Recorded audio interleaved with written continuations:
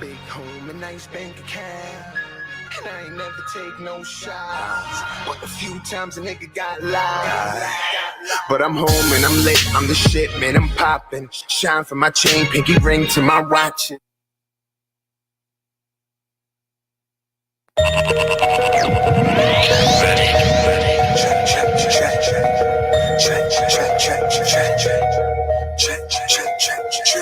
I'm a problem, that's where the Grammy and my mama just left Maui, now I'm landing in Bahamas. Fuck Kim and Leslie, now it's Sandy and Kawana. Rapper slash actor, after Grammys, then an Oscar. I need y'all to rewind this and play this from the top. I'm a problem, that's where the Grammy and my mama just left Maui, now I'm landing in Bahamas. Fuck Kim and Leslie, now it's Sandy and Kawana. Rapper slash actor, after Grammys, then an Oscar. I'm out for the money, big car, bigger crib, giving niggas a warning, just like Biggie did. Kids ain't have a father, so it's sending the bribe. Send 100 little niggas like the city of gods. I'm getting big faces, caught some big cases, fought them and erased them. I'm known in big places, niggas pray that I fall. Killers stay on the call, got some niggas with perfect shots and they ain't never play ball. I'm getting money, and I'm living how I wanna. Never been broke and I ain't never been a fronter. Fuck 1,000 bitches, I ain't never get a number. What's the need for that if I ain't never gonna call her? I'm a one night stand man, a one land fan, and handle my busy like Swizzy, a one man band. Damn, I'm a problem, and you'll never find an answer. Swinging bottles in VIP, the closest I get to dancing. Eyes on the top, mind on the paper. Rather sell a million indie, why sign with a major? I drive by on bitches, fly high on haters. Fuck a bunch of races, I like minds and flavors. I seen a lot come, and I seen a lot go. You got a lot of money to make, people really out. Hustle blind, till this game is mine. And the fun was real and was fake. And I can't stop now, I came too far, and I ain't gon' let it go. And I've worked so hard from being at the bottom, I gotta go straight to the top.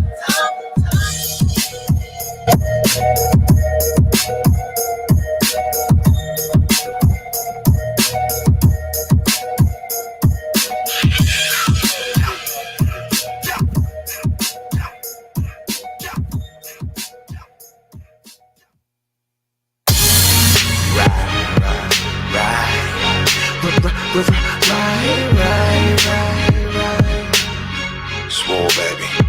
I'm moving out of grandma's house till I reach a certain amount. Like you gon' get your ass locked, if not you gon' get your ass shot. I moved out of grandma's house, big home and nice bank account, and I ain't never take no shots. But a few times a nigga got loud. But I'm home and I'm lit, I'm the shit, man, I'm poppin'. Shine from my chain, pinky ring to my watches. Drive to the 6 to the range, I got options. Chicks in the crib with the kid, I'm the hottest. I'm the hottest right now. Try to throw me off, got my balance right now. Then I figure it all out. Thought it in my mind and then I said it out loud. Moving out of grandma's house till I reach a certain amount. Like you gon' get your ass locked, if not, you gon' get your ass shot. I moved out of grandma's house, big home and nice bank account, and I ain't never take no shots. but a few times a nigga got lied. But I'm home and I'm lit, I'm the shit, man, I'm poppin'. Shine from my chain, pinky ring to my watches. Drive to the 6 to the range, I got options. Chicks in the crib with the kid, I'm the hottest. I'm the hottest right now. Try to throw me off, got my balance right now. Then I figure it all out. Thought it in my mind and then I said it out loud. Moving out of grandma's house till I reach a certain amount. Like you gon' get your ass live. If not, you gon' get your ass shot. I moved out of grandma's house. Big home and nice bank account. I ain't never take no shots, but a few times a nigga got lied. But I'm home and I'm lit, I'm the shit, man, I'm poppin'. Shine from my chain, pinky ring to my watches. Drive to the 6 to the range, I got options. Chicks in the crib with the kid, I'm the hottest. I'm the hottest right now, in the block right now. Once I moved out of grandma's house now. In the beach crib house now. In the jet ski on the ocean now. I'm moving out of grandma's house till I reach a certain amount. Like you gon' get your ass live. If not, you gon' get your ass shot. I moved out of grandma's house. Big home and nice bank account. And I ain't never take no shots, but a few times a nigga got lied.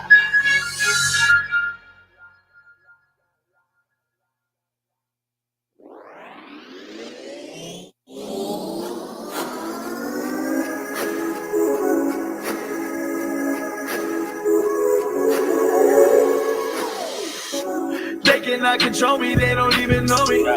Xanax and a perky, yeah, I'm smoking dosey. Every day I'm swerving, dipping, dodging police. Only God knows if I'll see tomorrow. They cannot...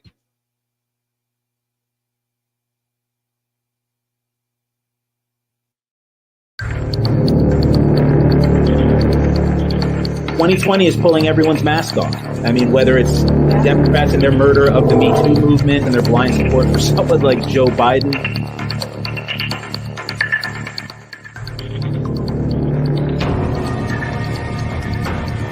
They seemed really unreasonable, and it's like, are we still playing this game? What do you guys think about that? In the here and now, that is going to be my concern. We don't want to see any more loss of life just because he wants to own the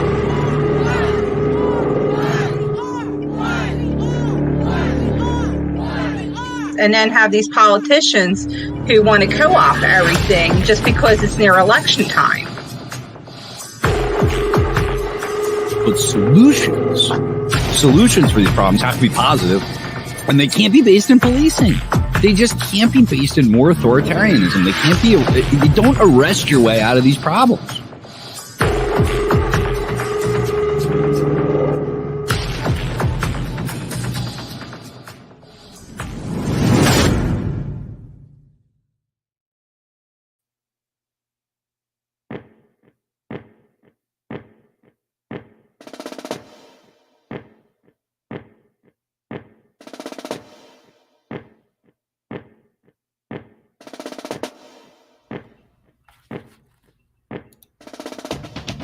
Good evening, everybody. This is Brian Powers. This is NJRR Live. Thanks for joining us.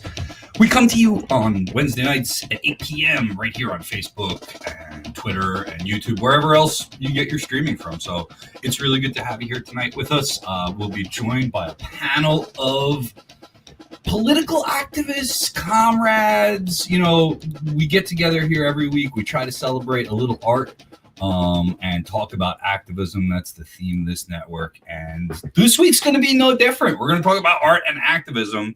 And I know that many people have been, of course, wrapped up over the last, 48, 72 hours in this bourgeois show of electoral politics and celebrating our great democracy. I've heard the words great democracy about 7 trillion times in the last 4 hours. And it's made me sick every single time that I've heard it. First off, it's not a democracy. We're a republic. Okay. So it's not even a correct term for what we have. We don't have any kind of democracy. We have an elected republic where we elect douchebags to represent us, even though they don't. And this year's going to be no different. It looks good for Biden. Right now, the last reports from Michigan and Wisconsin are going to go for him, and Trump's path is getting a little worse. A couple hours ago, though, Democrats were worried, and most of the conversations I have with comrades is like about their fear and how they're scared. And I get it. And I've been trying to cheer people up a little bit, take their mind off of it, remind them that, weed's going to be legal here in the state of New Jersey. Not that I needed it to be legal, but whatever. And a lot of other good things happened around the country. So I want to start off in a bit of a positive note, just because all of my friends, I'm usually the guy yelling and screaming about stuff, but all my friends are so fucked up right now. I got to hook you all up with some good news. Mississippi changed their state flag, took the Confederate flag off of their state flag. Finally. I mean, far too late. Alabama, which, for the love of God, Alabama. I mean, you got enough problems as a reputation as a state. We do love Alabama. I know people from Alabama. I was in the military. I served with people from Alabama, beautiful people. But in their state constitution still had a requirement to separate colored children. And they just got rid of that yesterday. So, the remnants, and for you got your uncle at the drunk uncle at the table claiming that racism is over. Well, we just got rid of segregationist laws just yesterday from state constitutions. So there is some bright spots, but overall, if you're worried about the Republican Party gaining power, that battle is over. The House is going to keep, maintain its numbers. The Senate is not going to be flipped. The president is going to be a conservative, and the state houses are turning more Republican. And that is an indicator of grassroots organizing. That is an indicator that the Republicans are not into the bourgeoisie show of electoral politics as much as Democrats are.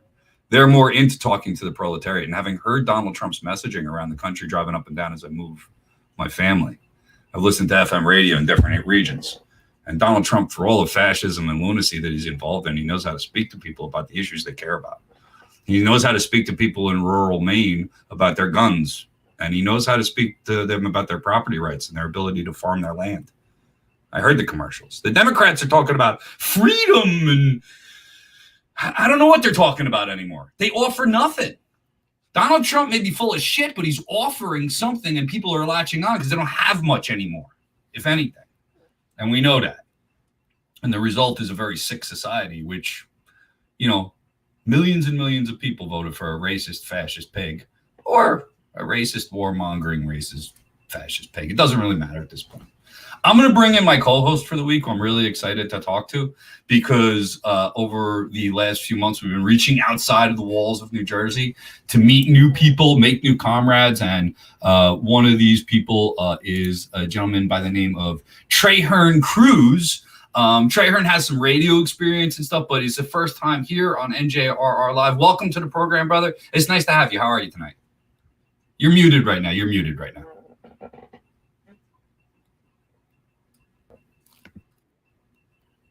Hang on, we've got some. What? Oh, you had it? Nope. Now you're muted again. You hit it, and then it muted again. There you go. There we go.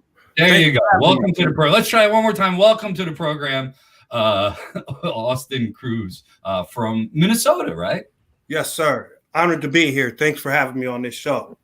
Shout out to everybody in New Jersey too. Yeah.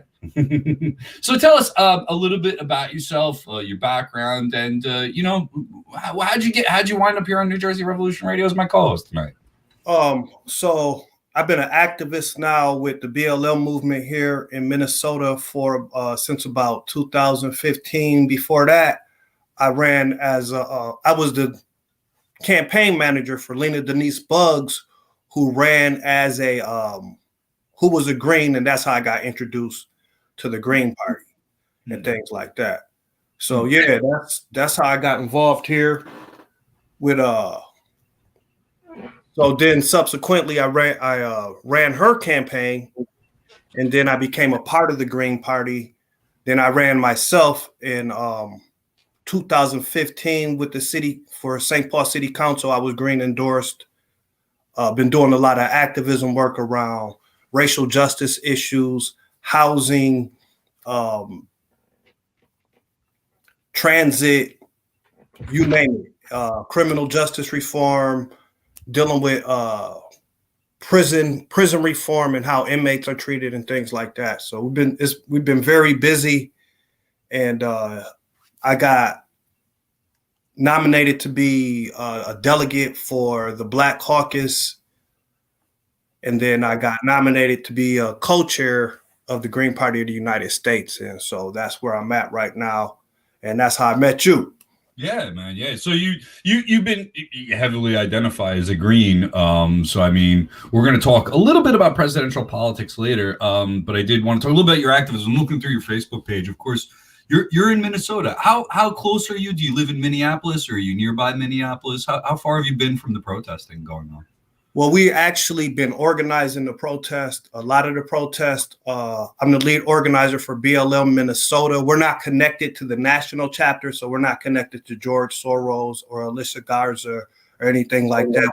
We're all connected to Soros. You didn't get your Soros check? I didn't get any checks from George. Man, that guy's I got bad. It's hard, it's hard to be an activist with all these bags of money laying around. It really is. Well, I think George Soros owes us a little money. We've been doing the work on the ground, and they've been getting the donations for it. So he can cut the check. I ain't getting a dime out of his cheap ass yet. Anytime soon. Yeah, we just want to make people know that we haven't been getting any proceeds from Mr. Soros, things like that. But yeah, Marcus Golden was killed by the St. Paul Police Department here in Minnesota. St. Paul Police Department is one of the deadliest the deadliest police department in the state of Minnesota. That's kind of what got us into. Before that, before Marcus Golden was killed here in St. Paul, a lot of the things dealing with police misconduct will be conducted behind closed doors. So there's like a 20, 30-year period where we didn't know nothing about police brutality. And then in 2015, with the death of Marcus Golden, that's when we start really organizing here. And since then, Minnesota has become a battleground for social justice issues, especially around police accountability.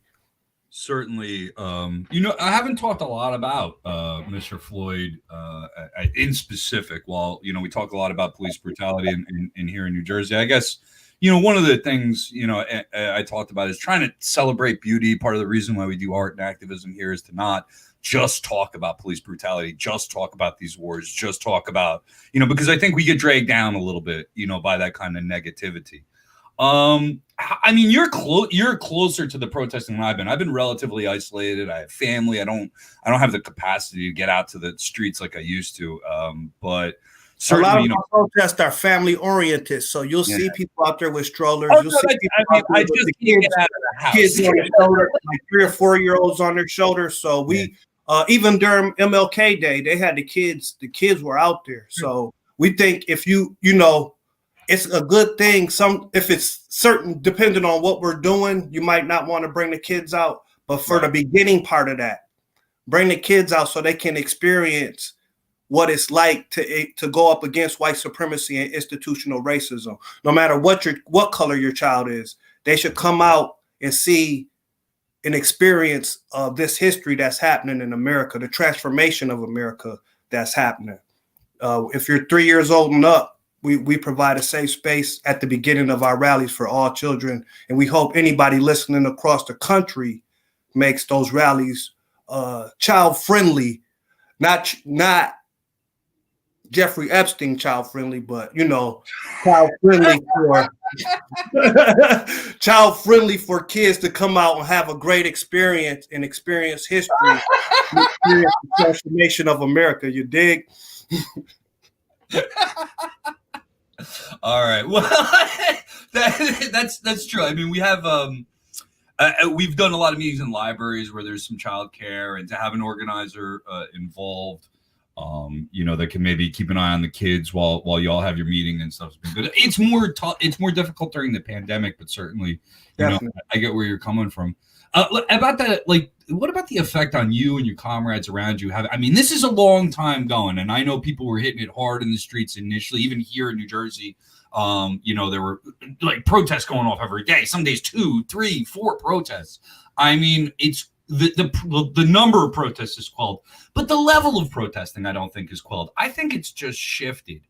But being so close to kind of one of the ground zeros, I don't want to exclude all the other, horrible tragedies that taken place across the country. But, being in such a spotlight for so long, what is the activist community like? Are they still keeping going? How are you dealing with, I know there's stressful, times. How are you all coping as like an activist community with this spotlight on you for so long? I think it's important for people to take breaks and get self-care. That's why it's good that we have a number of organizations. So if this organization or this organizer gets a little tired and needs like 2 weeks off or has to focus on the election for a couple weeks, there's a lot of strong activists who can do that. So getting that self-care, but also having a network of people that can help you survive, whether it's helping you with employment. That's one of the biggest things about the George Floyd thing here in Minneapolis and St. Paul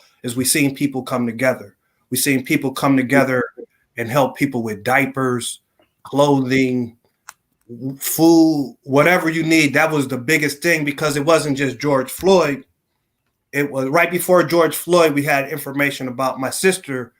Her son, Hardell Sherrill, was found in Beltrami County Jail. So that's like one of the biggest cases in America too, because it affects the jail system and it also affects the medical system that provides care to jails. So that happened a couple of days right before George Floyd.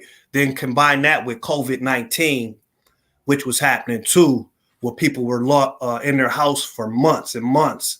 And then George Floyd happened, and then there was just this explosion of energy and activism that came out of COVID-19 and the murder of George Floyd, Breonna Taylor, and Ahmaud Arbery.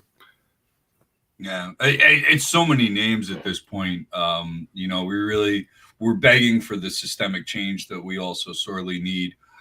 Before I bring in our last panelists, I did want to ask you one more question. Now, right after this, I know that the Minneapolis City Council had vowed to defund the police department and reassemble. Have they actually taken any action so far, or where are they at with actually, reform? You're not reforming, but really they promised to get rid of that police department and put something new in its place. Have they taken any concrete steps in that direction?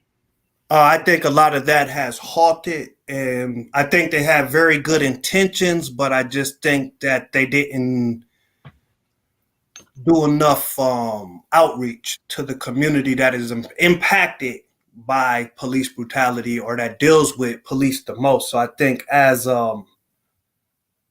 that goes on, because actually Jacob Frey the current Minneapolis mayor hired more police officers about a month ago. Instead of defunding, they've expanded their policing department. Exactly. So I think they're still looking for ways to confront that issue, but no, they haven't. That came to a stop, and I think going forward, there's going to be need for more robust outreach to the communities that are impacted by police misconduct or just policing. Period. Yeah. And I think some people in the community feel like they still need police. Other people feel like they don't. I'm right in the middle of that. I'm more leaning towards don't. All right. Well, best of luck. We'll bring in our friend Christian Perez to start to get into some of the national results, and you mentioned the Epstein theory, and I know that Christian, he keeps an eye on, so if you haven't, and if you're just tuning in and you're a fan of Mr. Crews out there in Minnesota, we have here with us Christian Perez, who's a political science major, a professor, and he loves to study and debunk conspiracy theories. And the reason I have him around, and first off, he's a beautiful human being who I love very much. But second off, he keeps a check, I think, on the left. And I think politics in general is done a disservice by bad information. one of the worst things we have out there are conspiracy theories right now. And we see it manifesting in anti-vax movements and all kinds of other dangerous, really, really dangerous things. And Christian keeps an eye on these things for us, but also just contributes to New Jersey Revolution Radio in every way possible. So Christian, welcome to the show. How are you feeling with the, I don't know, we've been talking here for about 20 minutes. I haven't seen a news report. I don't know if anybody's declared to be the winner yet. I heard maybe around 9 o'clock we should expect something. I go to bed. It's still an old phrase. It's not over till it's over. Yeah. Right? Until Donald Trump is gone, I do not see any kind of victory. And Democrats are getting shellacked across the board everywhere else. If anything, at best, this is a Pyrrhic victory. This is a loss even in victory. This should have been a landslide, and it wasn't. And a lot of realities and a lot of truths are being laid to bear. And for many Americans of color, that reality and that truth has always been there. And I think a lot of people that are surprised have not been paying attention. There are people saying this isn't our country. This is exactly what this country has always been. But I'm here to talk about Marjorie Taylor Greene. Oh yeah. So amongst the fun things that happened around our country. Oh man, I'm sorry. I had to get that off my chest because I was gonna cry. But QAnon.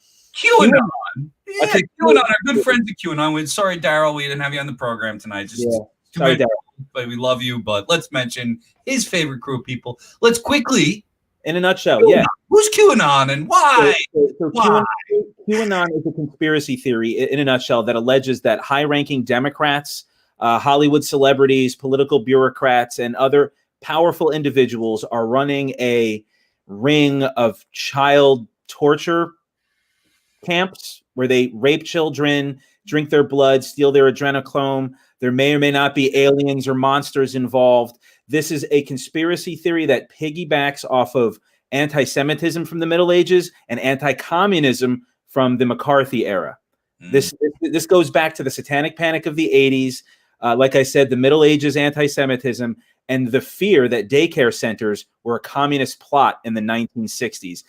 This has always been America. So Marjorie Taylor Greene is a CrossFit gym owner from Georgia, and she just won Georgia's 14th congressional district, beating a neurosurgeon.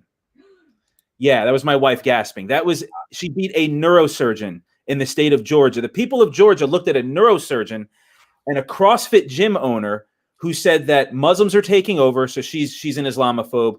She accused George Soros, the Jewish liberal donor, of being complicit in the Holocaust. He's a Jew, and she accused him of being complicit in the Holocaust.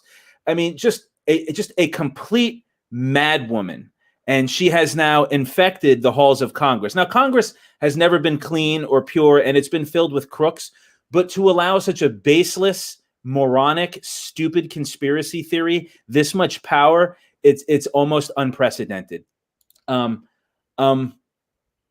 Disappointed. I'm upset, but I'm never surprised. I'm never surprised at what happens in this country. She was pushing the whole, black people are slaves to the Democratic Party narrative. Like, same nonsense you always hear from these types. QAnon has been labeled a domestic terror threat by the FBI. And I'm not talking about like Black Panther Party in the 1960s feeding school children. Let's make up a threat. I'm talking this is a legit threat to this country. These people are responsible for violence and they're armed. Yeah. And it's absolutely terrifying. And even if Joe Biden wins tonight, Donald Trump does not go away. He's not George W. Bush, who's going to go paint dogs and come back hugging Michelle Obama in 10 years. That's not happening with Donald Trump. Donald Trump is going to have rallies till the day he dies. He's going to be mucking things up in this country till the day he dies. This is a complete disaster. And as I've always said, Joe Biden, low energy, uninspiring. This is what you get. Well, that's what the messaging has been. And that's what I was referring to in my opening statements. And I don't know what kind of, it'll be interesting, Trahern. I don't know if Donald Trump was running any kind of campaign in Minnesota, but I was in Maine and I was listening to the FM dial. I had a rental car, I didn't have a satellite. So I was listening to the FM. I was listening to local advertising.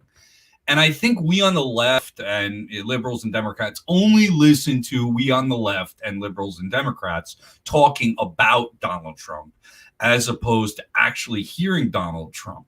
And when you listen to snippets of what they cut out in rallies to fire you up and hate Donald Trump, well, of course, it's going to have that fiery effect. But when you listen to his advertising, it speaks about guns and protecting your farmland and making sure that your family is kept safe. And that sounds like stuff we all want, right? He's not talking about locking up kids at the border. He's not screaming and yelling about that. Yeah, he has his rallies where he woo-hoos everybody, but Democrats do that shit too. It's called political theater. It's called rally. I do it. Everybody's been on a megaphone. But they're so gaslit, and I can even see it on Democracy Now. They blow this thing up. Donald Trump came out last night and said, I think he won. He's just rallying his base. He's doing something that anybody who's doing a little rah-rah for anything would do. He's also got his lawyers working. He's also got a couple of lawyers working in Michigan. Right. But they're making this statement out to be, he made the false claim that oh my God, the dude is just firing up a crowd, man. Okay. Yeah, I mean, I know where you're coming from, but he's firing up armed, this is the thing. He's firing up the people who kidnapped a governor. He's not firing up jabronis. But we're giving him that power because all's in that moment, we are taking it that way. Well, of course, we're giving it to him as a country. And the left is doing nothing to stop it any more than the Democrats are doing, because all we're doing is going, Donald Trump is winning. Who gives a fuck? Who gives a fuck? We got legalized smokable. They don't have the flag. They don't have the Confederate flag on the Mississippi thing. Go down there and buy something for the shop and tell them that you came there as a tourist because they took that fucking bullshit off their flag. I mean, I think that's the anomaly, though. I mean, the fact that Mississippi's willing to change their flag. I mean, and we know that $15 minimum wage is going to get gutted in Florida, but there's an audience there to speak to. There are conservatives that you could speak to instead of spouting out lame liberal platitudes that you can speak to and make promises to. I don't care. I'm a Bernie-crat. I think Bernie would have won last night. I think Bernie would have shellacked in 2016. I think he would have won it in 2020, but it's not to be. It's never going to happen. Trahern, are you there? We lost Trahern. I was just about to ask him about the messaging, and he dropped out real quick. But I did. As far as the messaging going, I think you have a good point with Bernie, because Bernie would have employed that strategy that may have resulted in more Democrats getting elected at a state house level.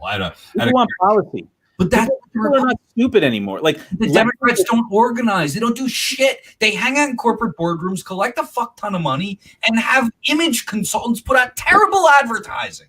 That's all they are anymore. It's a facade. I don't know what the fuck these people are talking to with freedom and soaring rhetoric about healthcare that they're not going to give me.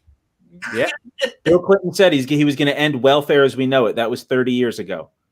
Right? I mean, that's the Democrats learned that it was to them, in winning elections, they wanted money, right? So they saw Republicans taking in millions of dollars in donations. So Democrats said, we need to do that too. And the Democratic base traditionally was what was called the Liberal Labor Alliance. And they said, you know what? We're going to sacrifice labor to the Republican Party, and we're going to leave the left wing of the party, the grassroots movement, the activists. We're going to leave them blowing in the wind. And unfortunately, that's where we end up now with a corporate Democratic Party. I always say we live in a world where people accuse Barack Obama and Bill Clinton and Joe Biden of being a socialist. Right? Nancy Pelosi blew off the Green New Deal, doesn't even know the name, as her state is burning, and they're still calling her a communist. I know. Right? There's no attempt to combat them at that level. It's all the time. It's constant. And Democrats do not know how to do a blitz or a barrage of information. They're not fighters. Somebody made a comment to my wife about Democrats taking their gloves off. My wife is like, do they even know how to make a fist? They don't. They never put up a fight. They never put up a fight. What? Oh, there he is. There he is. Trahern, we lost you. Yeah, I'll be back on the camera in a second. I'm charging the computer up here. Yeah. I just wanted to rebut real quick when you said, kind of going along what Perez is saying here, when you're saying that the Republicans didn't get power. I think a lot of Senate races, they did get power, But actually, with Joe Biden getting elected, if Joe Biden is elected, that is actually the Republicans gaining power. And what I mean is George Bush Republicans. If you think about who was speaking at the convention, the Democrat convention, you had Republicans speaking there. If there's an organization called the Lincoln Group, they were on talking today. These are Republicans. Some of them worked for George Bush. You seen Billy Crystal became friends with so-called progressives on CNN. Billy Crystal is a neocon. These are the architects of war in Iraq and Afghanistan who are supporting Joe Biden. So they're in power now. You know, if Joe Biden wins this, these Republican neocons are the ones who are backing Joe Biden. And they had an Alumni 45 was a group who was raising money for Joe Biden and his campaign. And it was basically the old Bush camp who took us to war. So, The that's Lincoln where we're Project at right spent $59 million on this campaign. They raised $67 million. All right. You know how many votes they brought over to Biden? It begins with a Z and it ends with an eero. Nothing. More Republicans voted for Trump. 93% of Republicans voted for Trump in 2020. 90% voted in 2016. 90% of Republicans voted for Trump in 2016. This strategy of reaching out to conservatives and Republicans is a failure. Absolutely. It's been a failure, and they keep doing it. I feel like I'm pulling. I've let my hair grow since COVID, but I feel like I'm pulling it out because it's like I feel like I'm talking, like my dad used to say. I feel like I'm talking to a wall. It really. Well, it's because they don't care. I'm telling you, they don't care, and it's reflected in their rhetoric and all that. I mean, the party is dead. As far as I can tell, it's like, it's a disaster. Let's do a commercial, and then we can laugh. Let's laugh about politics. I'm going to laugh to keep from crying. I do. Look, I appreciate the serious consequences of everything going on. But at this point, I'm just going to keep pressing ahead with let's organize, man. You know what? It's very easy to be burnt out. It's very easy to be burnt out and spent. The bottom line is, over the last couple of weeks and months, I've been moving my family. The business has gotten, reworked, and we're working real hard at New Jersey Revolution Radio, and everybody's been all fired up about these elections and giving money to nonsense. Well, give money to something worthwhile. Give money to independent media, right? You can go to www.njrevolutionradio.com, make a donation. The reason I don't have any commercials right now, and I'll mention, of course, the August Agency, the Coffee House, and Blissful Infusions, and everybody that's always supported us in the past. Thank you, Christian. There. We really appreciate them supporting us, but I haven't had the time in my schedule to do fundraising. So, look, if you're enjoying the program tonight, the election's over yesterday. We're here today. We're going to be here tomorrow. We're going to be here for months and years to come. But how much of an impact do we have depends on how much you guys chip in. So, look, the election season's over, and it's going to come around again in like 5 or 6 days. They start running for president again in 2024. So let's just take this chance right now to support something other than political theater, support independent media, give us a few dollars. And of course, Christian at Modernity, Absurdity podcast. I'm sure you have things to plug, if not just your podcast and stuff. What's going on, man? Yeah, so definitely the same podcast. You can find me on Twitter at Perez Podcast. You can email me at perezpodcast@gmail.com. You can find me on Facebook, Christian Perez. You can find me on Facebook, Modernity and Absurdity. Podcast available, iTunes, Stitcher, SoundCloud. This past Monday, I recorded episode 1 of season 2 of the Section 24/7 show. It's a South Jersey / Philadelphia based podcast. The host, Mike Lipinski, good guy, really knowledgeable about Philadelphia. We talk history, we talk politics, COVID, QAnon, and this election. And I'm going to be in another upcoming episode, so I definitely can't wait for that. Section 24/7 show. Section 24/7 show, host Mike Lipinski. Check it out. That's awesome. Yeah, quite a title numbering system you have on there. It's as much as it's the podcast Dewey Decimal system that you have going on. Trahern's still off camera, but we brought in one of the best looking people we have in the Green Party. A young man by the name of Matt Skolar. Matt, how you doing, brother? I'm doing all right. How are you, Brian? I'm okay, man. I'm okay. You, like those of us who are less engaged in the presidential election, which is what I would say, are in pretty decent spirits like I am. I talked Christian off a bridge 3 or 4 times over the last couple of hours. But, you seem a little more level-headed. And I think maybe because of the recent vote in New Jersey, certain things not illegal anymore. How do you feel about state politics, man? What's going on in New Jersey? In New Jersey, well, I mean, you want me to talk about something specifically? Weed. It's my favorite. All right, let's talk about weed. I mean, it's a good thing that it's legalized. I just wish that the proposition was going to do more to like release people who were already incarcerated because of like the laws that have been in place up until now regarding marijuana. There's still a lot of people that should have been released and aren't going to be released. Also, I'm afraid that the way this bill is set up, it's just going to become corporate, and it's not really going to be offering that much economic support to the communities it really should be helping. Like it is. It's been set up, by corporate cannabis, and I've been, in solidarity with New Jersey Weed Man, and his hashtag is NJ Can't Get 12. This guy's been selling weed illegally across from City Hall in Trenton, New Jersey for like over a year now.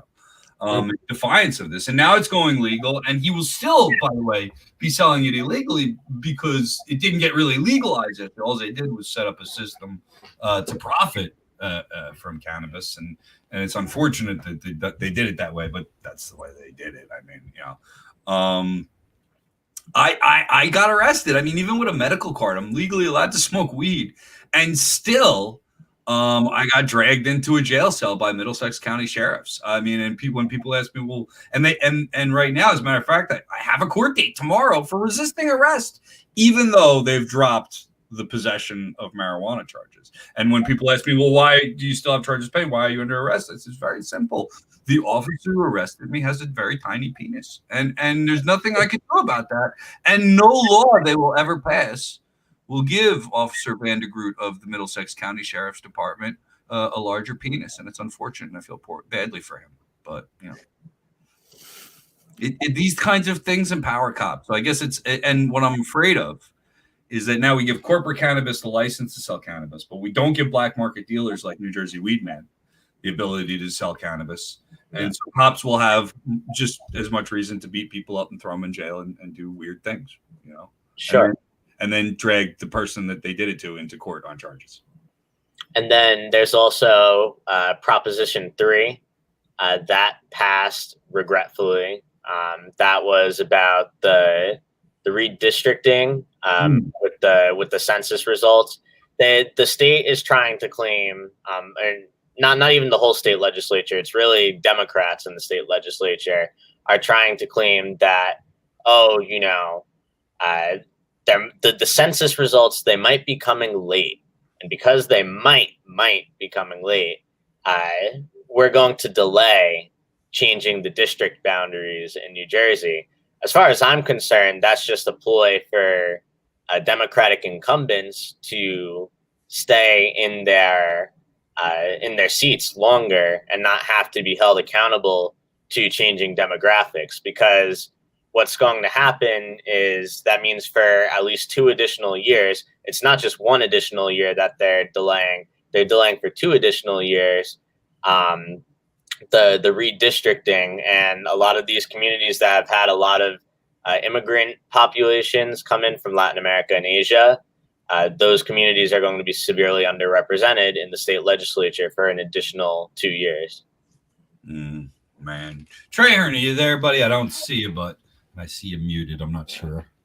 Wanted to check in with Minnesota and see how their state politics went. But Christian, I mean, weed. Let's go back to weed with you because I want to talk about weed for a little while. I even said weed a lot in the last few sentences. Weed. What do you think about the legalization of cannabis in the state? I mean, all I can do is piggyback on what Matthew said. I think it's a good thing. It's a necessary thing. It should have been legal anyway. The only reason it was criminalized decades ago is because, rich people weren't profiting off of it, and it was used to criminalize people of color, Mexicans and blacks, lazy and whatnot. I mean, I think it's good that it's legalized, but there needs to be additional legislation that lets people out of jail, that cleans up people's records. If people were fined, if people have lost money, people have had trouble in their careers, any type of damage to people's careers and livelihood, I mean, we're never going to see those people get, their justice, unfortunately.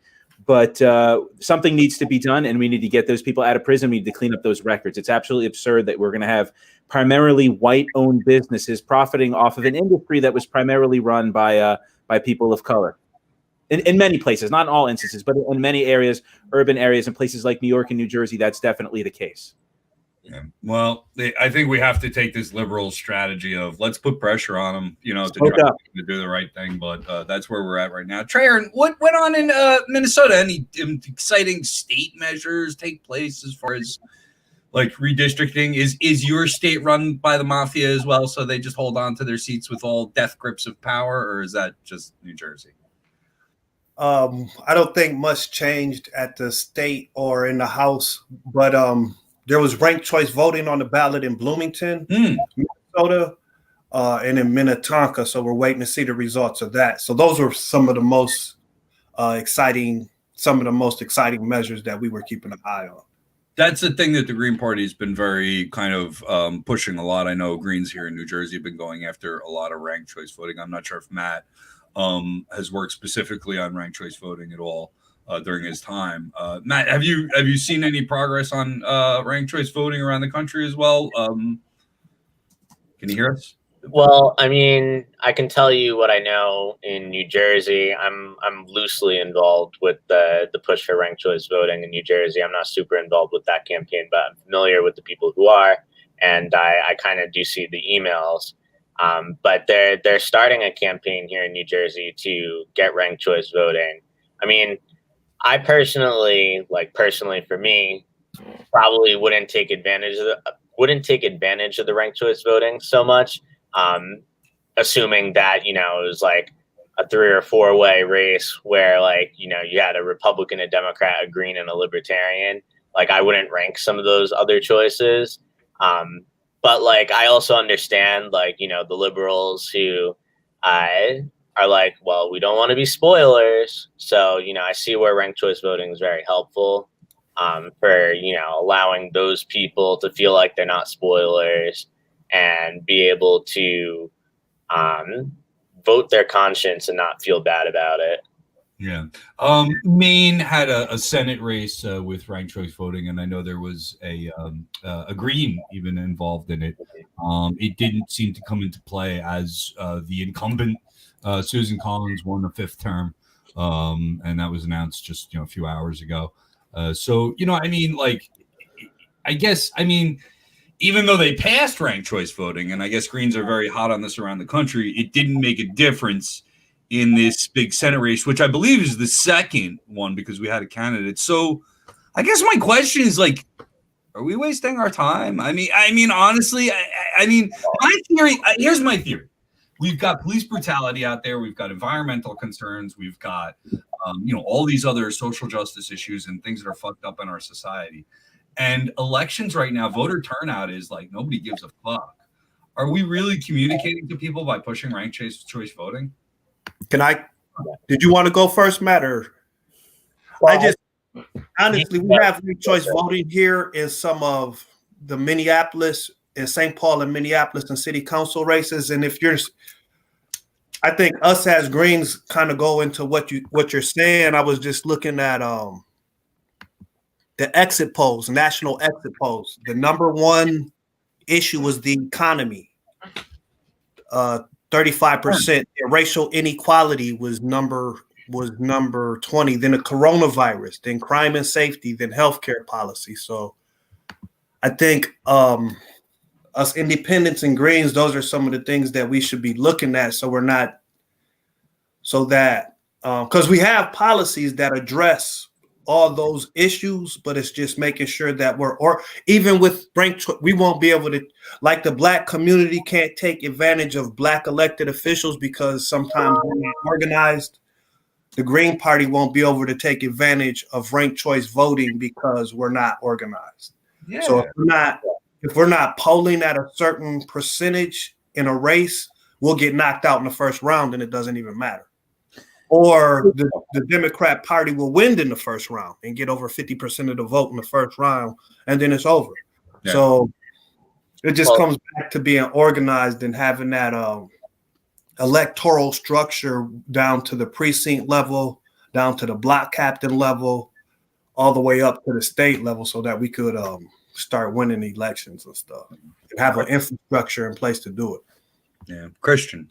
Yeah, I mean, I'm in favor of ranked choice voting in that it just opens up more of an area for third parties. The problem is third parties in this country, and I've never met a Green Party person I didn't like. They don't have the numbers, they don't have the institution, they don't have the organization, right? I mean, I think it's great that the Green Party is organizing in New Jersey and Minnesota. That's absolutely what they need to do. But I think they should focus on local elections, regional elections, as opposed to presidential elections. I mean, I found out on this show that Howie Hawkins was only on 30 ballots. What good is, people are going to vote who they've heard. It's very unfair. Look, there's a lot of unfair regulations keeping vegetables off the ballot in a lot of states. And we're very, we have to fight that on a grassroots level. We really do. Matt, I mean, I also don't want to take this as poo-pooing ranked choice. I think it's a better system. And I think if Americans knew how to use it, it could create a more robust political system where more people participate. And I think that's a good thing. I just don't know if it's communicating well with people that we want to organize who are oppressed, who are poor, who are getting shit on. And one day every 4 years I get to go in and, fill out a little form for a couple extra names. I don't know if it communicates well. No, I absolutely agree, Brian. I mean, you can look at Maine, right? Lisa Savage there, she just barely pulled 5% off in the first round, right? And, I think that just shows that if money's still in politics, if people don't know how to use the ranked choice voting, what's it matter? I mean, there was tons of money, millions of dollars that was pumped into that Maine Senate race. None of that was going to Lisa Savage. So she never really had a shot. Maybe she would have had a better shot if instead of trying to win over that ranked choice vote, if she was actually out there organizing a little more with some of the grassroots organizers. I mean, I kept seeing graphics coming out of the Lisa Savage campaign. Rank me one and then rank the Democrat second. Well, as far as I'm concerned, ranking the Democrat second, who is still, a warmonger, who's saying, we should, continue to have warships built in Maine. I don't see how that is actually, promoting the message that the Green Party actually supports. Yeah, I was in, I referred to, I was in Maine, and the fact that we can only get 5% against this pathetic Democratic Party messaging is bad. Trahern? I like Lisa Savage a lot. I actually seen her in one of the debates, and I thought she won. I thought her clothes could have been a little tighter, but as far as when she had Susan Collins, like every other answer, Susan Collins was like, "Oh, I agree with Lisa. I agree with Lisa." It's like, wow. We shouldn't criticize women on clothing. We're a group of men here. I got called out, or else the feminists are going to start protesting me, and I don't need that. No, I like Lisa a lot, but what just goes back to what you were saying as far as us as a party, but it's about infrastructure, and it's not even beaten up. I don't know Lisa. I've never met her, and I don't think I've seen much of her, so I don't want to make this to criticism of somebody that I'm not familiar with. No, I thought she was great, actually. Yeah, it's about infrastructure. It's about what we going back to having that precinct captain attitude, and just what you're up against in honestly in messaging. We're good as a party. We just can't get it out there. And I think focusing on, this issue is a little bit of, I appreciate people doing it as PAC work, as activist work or whatever, but as a Green Party some of these issues we put on the forefront are just as bad, honestly, or just as bad as the Democrats sometimes, talking about shit people don't care about. And that's not going to help us grow as a party and be able to push forward ranked choice voting, you know, in the long run. And to follow up what Matt said, if she said, and I don't, I think Lisa should be the senator in Maine, but I know here in Minnesota, the Democrats aren't going to say vote for the Green second. I know they're not, because I've experienced it, and people are saying, they're saying just vote for one person and that's it. So we're being all noble and trying to practice this stuff, but the other side's not doing that. And I think that's where talk about healthcare. Tell them we're going to get them better health. Tell them we're going to protect the environment. You know how much Maine loves their environment? They're trying to, and Democrats and Republicans are teaming up to run a big goddamn new power line through the whole beautiful state. 85% of Maine doesn't want that to happen, but they're going to do it anyway. Democrats and Republicans together. Maine is a gorgeous state. They don't want power lines and above ground oil pipelines coming through their state. And that's something any Mainer, no matter how right wing, no matter how left wing, will pretty much agree on, you know, because it's just how they are up there. They love the beauty of their state, you know. And so, you know, if she's talking about that issue, or she's talking about gun rights, I don't know where she stands on gun rights, but they like guns in Maine. If she's not anti-gun, you know, she should be talking about the issues the proletariat cares about, or else we're just, you know, we're playing the same game Democrats are, and it's no use having a Green Party, you know. You got to be vicious. The Republicans fight to win. That's all they care about is power and winning power, right? They try to steal it. I mean, it's like burning the candle at both ends. So I do have to say, yes, Biden is uninspiring, but the Republicans have been engaged in voter suppression for a generation now, right? So it's more like the candle's getting burnt on both ends. It's not only just that the Democrats are uninspiring, it's that the Republicans play for keeps. And the Democrats only ever take the gloves off is when they're dealing with Greens or when they're dealing with insurgents and so on and so forth. And when we really need them to stand up for liberals, they won't do it. I mean, for the Democrats, for themselves, they won't do it. I mean, they openly reject the left. I mean, and the Republicans are willing to let a racist and a conspiracy theorist become president. They're willing to let that happen to win. And Democrats like viciously hate Bernie Sanders. You can talk to some of these boomer liberals. They hate Bernie Sanders, and 3/4 of them can't even tell you why. They don't know. Because dumbassery. Our comrade Justin, from also a Young Ecosocialist, says, as much as I hate the Weasel Van Drew, I like watching her liberal wine and supporters sad. So he's talking about Amy Kennedy, of course, down in CD2, who is upset that Jeff Van Drew just won re-election. Jeff Van Drew, of course, is was a Democrat who had to get elected, all right, to defeat Trump, because we had to stop Trump and elect any Democrat. Any blue will do. So vote for Jeff Van Drew, right? About a year into his first term as a congressman, Jeff Van Drew turned into a Republican supporting Donald Trump, and he just got reelected. I always thought he was an asshole. Oh, you thought? I don't know why. I don't know why they. Well, I mean, I guess they nominated him because the Democratic Party keeps trying to appeal to Republicans, and obviously it backfired for them because then he became a Republican. Oh, he's a Republican. But I mean, it's the whole thing, like with the national race too. I know we were discussing this before the show. The Democratic Party needs to stop appealing to Republicans and start appealing to working class people. Yeah. Well, I mean, so just to back up a little bit, because I've been cursing. Christian, you remember this is the race where they had an African American guy, Cory Booker guy, whatever. I'm not saying he had great politics, but he's an African American man from that district. Who working families and all those wonderful, beautiful liberals who care so much about working families. Did they ship it when they shipped in the Kennedy, right? Are you talking about the U.S. Senate race? Yeah, Amy Kennedy, right? So yeah, right. I thought you said Cory Booker. I don't know. No. Will Cunningham. He's a Cory Booker guy. He's a Cory Booker guy. Will Cunningham was okay. was in the primary against this. Will Cunningham came in and working for him, who cares very much about African American and politics, and bringing people up from the grassroots. Flew in Kennedy to run against him. Good job. I think and she lost, and so now I have to say, 2 more years to hang out with Donald Trump in Congress. As Americans, our country was founded because we wanted to depose a king. We've spent the rest of that time putting people up on pedestals.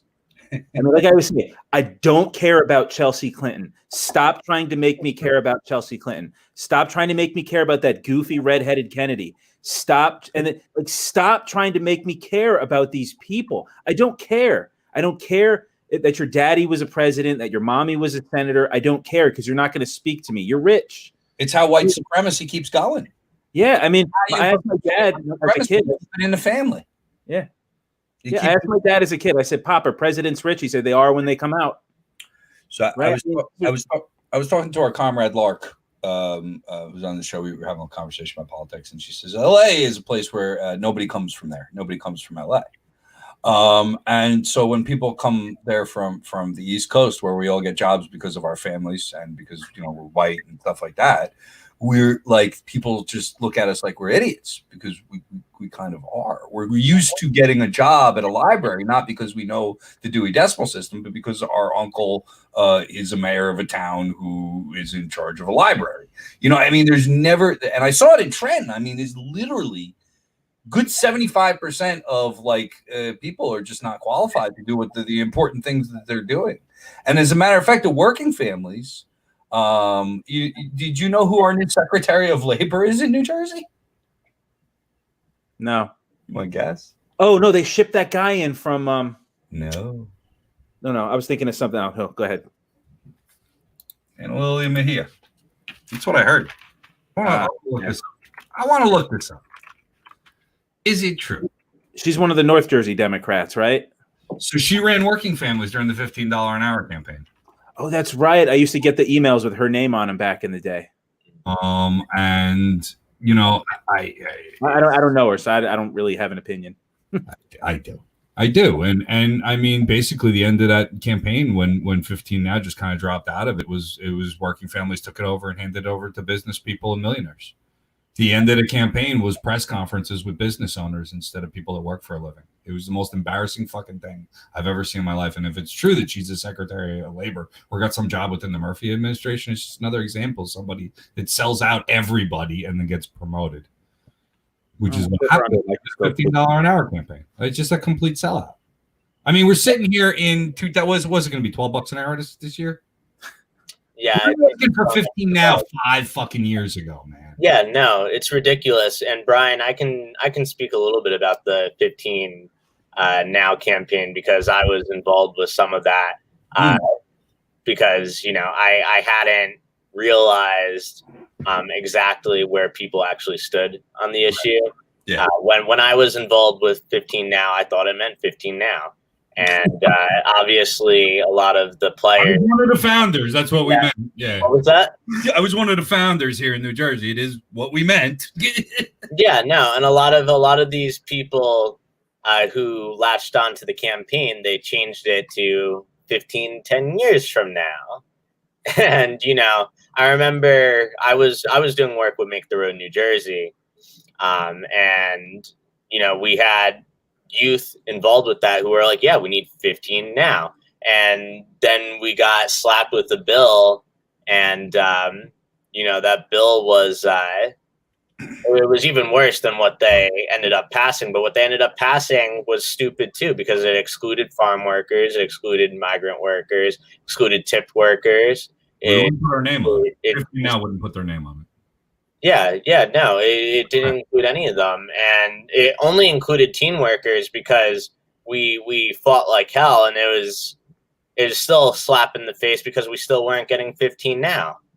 They were never going to give it to you, and I saw this from the inside. So it was right when I got hired to work with CWA, and I was getting roped in and thought I was having some kind of effect, and I do think I had some kind of effect. But I was in the room when they were talking about passing a bill that was going to get vetoed and never pass anyway. And I'm listening to working families and all these union leaders say, oh, we should just do it because it's what we can get now.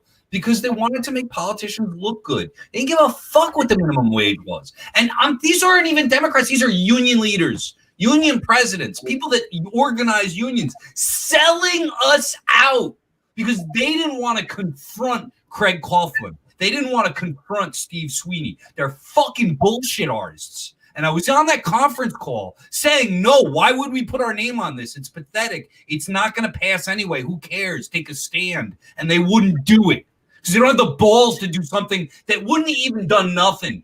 Christie was going to veto the bill. Nobody cared. It was going nowhere. And they still had to kiss Democratic Party ass. I heard in firsthand when I tried to bring Alex Law into a meeting to meet with CWA officials, they wouldn't even meet with them. And the reason was Donnie Norcross will be mad at us. If he finds out we met with his competition, he'll be mad and he'll be pissed. And I can't deal with Donnie Norcross being mad because I'm a fucking fraud. Because I'm a fucking union leader, it doesn't give a fuck about workers. I need to be friends with Donnie Norcross. No, Brian, I wish I saw this stuff when, I was involved. Like, I didn't see that all right away. I mean, I see it now, but, I was one of those assholes that kissed up to Governor Murphy. Governor Murphy came to my house to go make a video, and, I'm just thinking about it, looking back, like it made him look good, but what did we really get? We got a watered down bill. It was I saw it happen in slow motion, and I will give a lot of credit to 15 Now and to the comrades that stayed involved with 15 Now. As that thing was getting pulled away by the liberal establishment, we did everything we could, but we didn't, again, like we were talking about with Trahern about not having the infrastructure, not having the support, never gave us a dime. They wouldn't give us any money to organize. I will give credit to one CWA local early on that bought us, a couple $100 worth of signs. But that was really like the only material support that we ever got from anybody associated with the Democratic Party, and it's just pathetic. It's just pathetic. It was a show for them from the very beginning. And I think for 15 Now and then we were younger. It was started here in New Jersey with some college kids and a high school student, on Facebook. And we're talking 5-6 years ago, and it really taught me. So from that experience, I learned a lot about communications and organizing, but it also taught me, who you can trust in New Jersey politics, which is nobody. It's just a fucking mess, man. And if you try to get involved as an activist, you just got to just organize with the people and don't even talk to them anymore. That's what I don't even care about. Well, I think people need to just stop trying to play nice with politicians and stop worrying about their electability, stop worrying about elections, and actually go out and organize. The Democrats have that issue, but then you look at some of the independent political people in the state, and they don't even always do the organizing that they need to be doing. No, they don't. Well, they used to. So let's get into some trouble here in New Jersey. So we had do you know vote totals? First off, we had some independent candidates. I know. Do you have a rundown at all for us, or have any idea of vote totals that have come in so far? Yeah, no, I have some ideas of vote totals. Here, what's going on out there in the independent, wacky world of third-party New Jersey politics? Yeah, I can talk to you a little bit about the Green Party results so far. I can tell you that Howie Hawkins got 1/3 of what Madeline Hoffman got.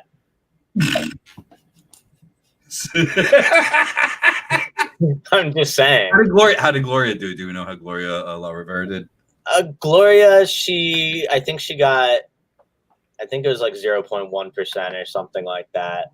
Let me look. So Madeline tripled Potato Head? Yeah. I really like Madeline. I would have liked to have seen her do really, really well. It's a shame. I would have liked to see her tell Howie Hawkins he's a fucking potato head, not bring it. I mean, Cory Booker is a juggernaut in this state. Well, Cory Booker didn't do shit though, man. He didn't have to. I didn't see him make one appearance. I didn't hear him on the media. I saw no advertisements. I think he did a debate, but he only did the debate at like the very last minute. Did he walk into the debate like, what's up? He didn't even really answer the questions because he doesn't need to be held accountable. Because he doesn't have to, no competition. Right. And with this U.S. Senate race, Veronica Fernandez was also running. She's a Bernie-crat, and she ran as an independent. And she actually came very close to Madeline. Madeline beat her, but it's definitely close. And I mean, the votes are still coming in. I think we're only at like 66 reporting right now. I'll give credit to Madeline that she's been a nonstop campaigner.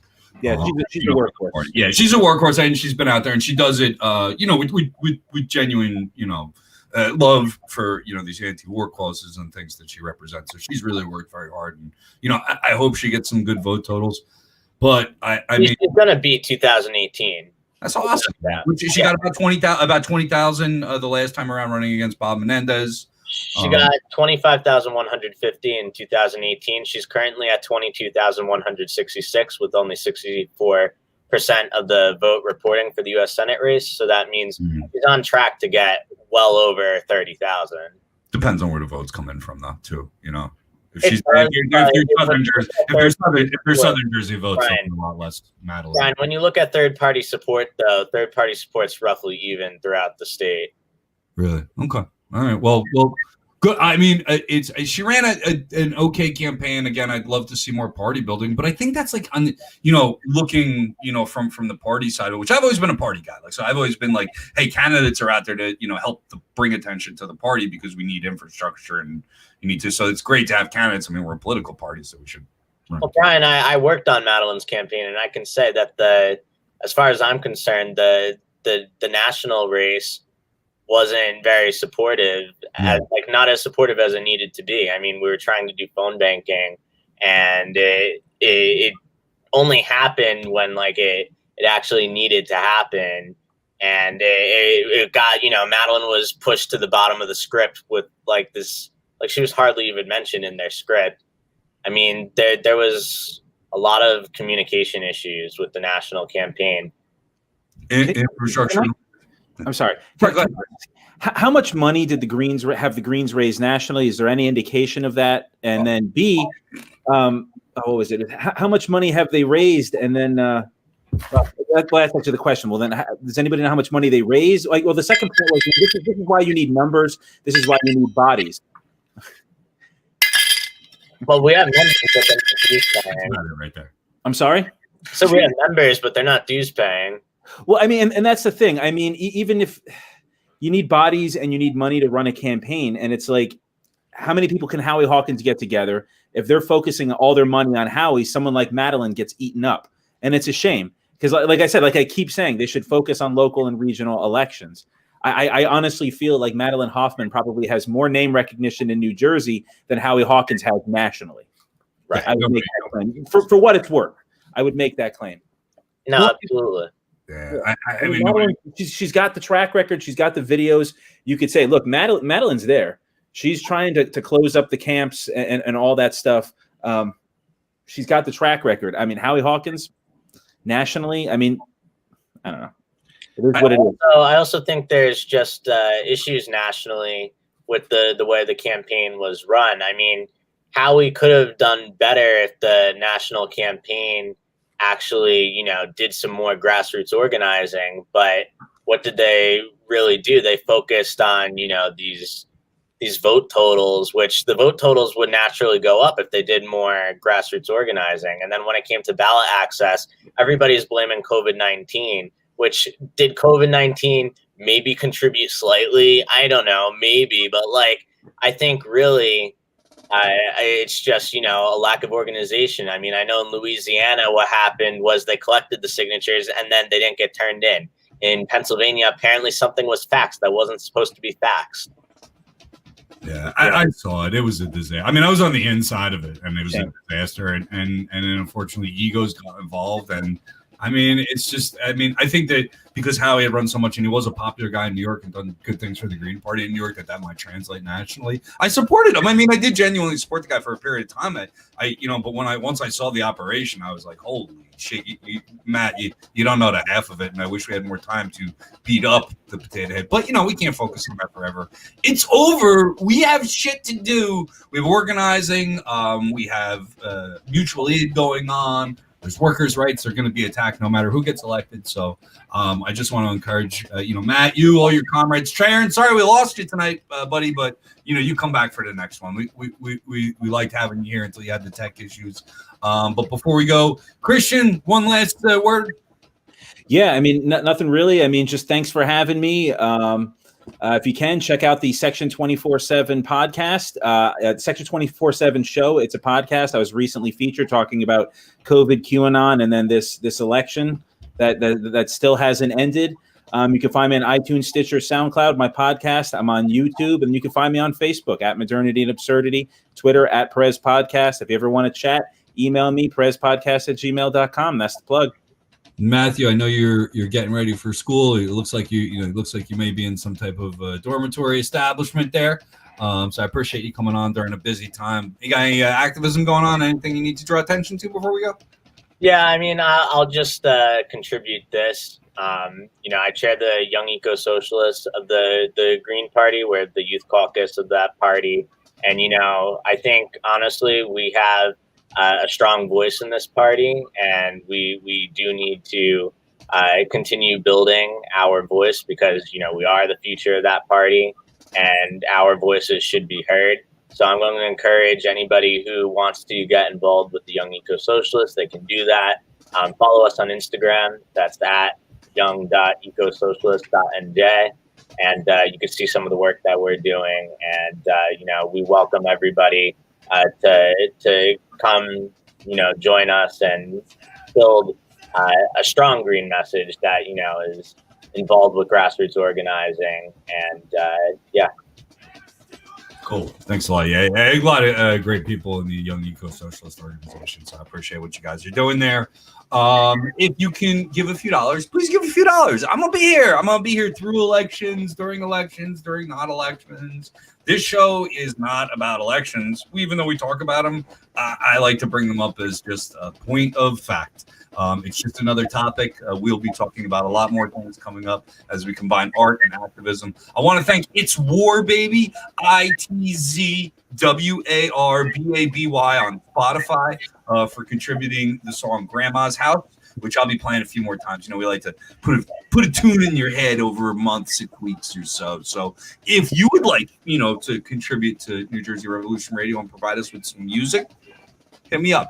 Send me an email, info@njrevolutionradio.com. Send it to me on Instagram or one of our social medias. And, maybe we'll play it before the show or during the show or whatever. I'm always looking to help an artist out who wants to get the music out there. And it's all been a lot of hip hop lately. I don't want you to think I'm just a hip hop guy. Heavy metal, everything. Country, I don't have a problem with country. I don't know if I can bring myself to play country. Send me some stuff. All right, I'll see what's up. But I want you all to use New Jersey Revolution Radio as a vehicle for change. That's what it's supposed to be.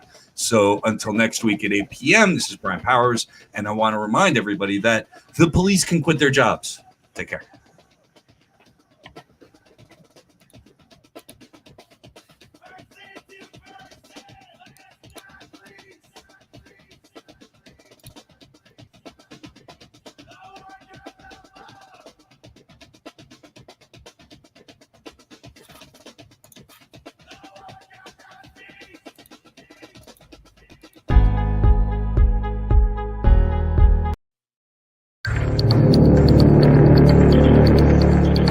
"2020 is pulling everyone's mask off.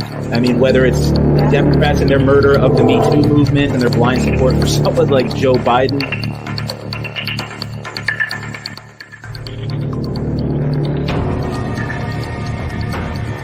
They seemed really unreasonable, and it's like, are we still playing this game? What do you guys think about that?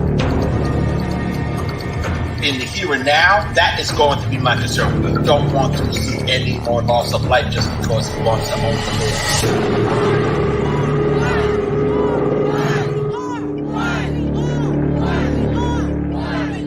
and then have these politicians who want to co-opt everything just because it's near election time.